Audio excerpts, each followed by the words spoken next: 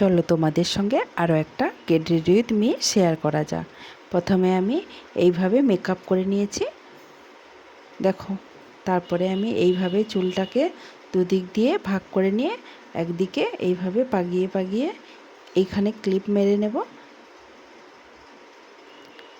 তারপরে এই রকমভাবে এই সাইডটাও করে নেব, এইভাবে দেখো,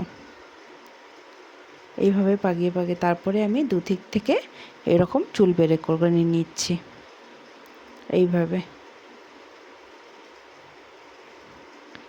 করলে বেশ ভালোই লাগে। তারপরে এইভাবে চুলটাকে নিয়ে এইভাবে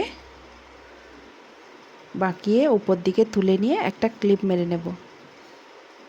তারপরে এইভাবে চুলটাকে ছেড়ে দেখো খোঁপার মতন করে নিচ্ছি। এইভাবে নিয়ে এপাশে একটা ক্লিপ আর ওপাশে একটা ক্লিপ মেরে নিতে হবে, ব্যাস খোঁপা কমপ্লিট। তারপরে এইভাবে নিচ থেকে একটা গজরা টাইপের আমি লাগিয়ে নিচ্ছি চুলে, দেখো এইভাবে।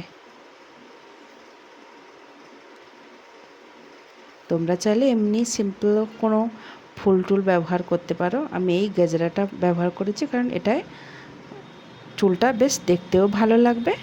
এইভাবে দেখো, যেহেতু পুজোর এটা অষ্টমীর দিন সকালে সাজলে খুব ভালো লাগবে। তারপরে আমি সিঁদুর লাগিয়ে নিচ্ছি সিঁথিতে। ব্রাশ দিয়ে লাগালে বেশ ভালো হয় হাত দিয়ে লাগানোর থেকে। এই দেখো এইভাবে দেখো লাগানো কমপ্লিট হয়ে গেছে। তারপরে আমি টিপ পরে নিচ্ছি, ইয়েলো কালারের টিপ।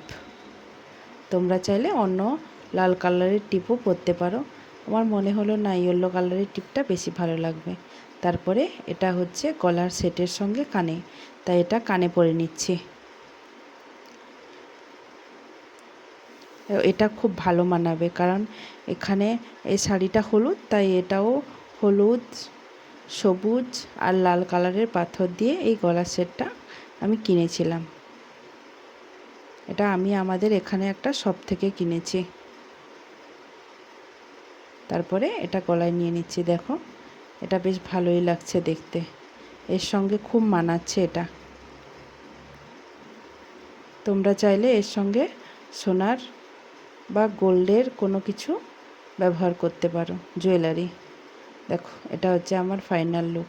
কয়েকটা ফটো তুলেছিলাম, সেটাও আমি তোমাদের সঙ্গে শেয়ার করলাম।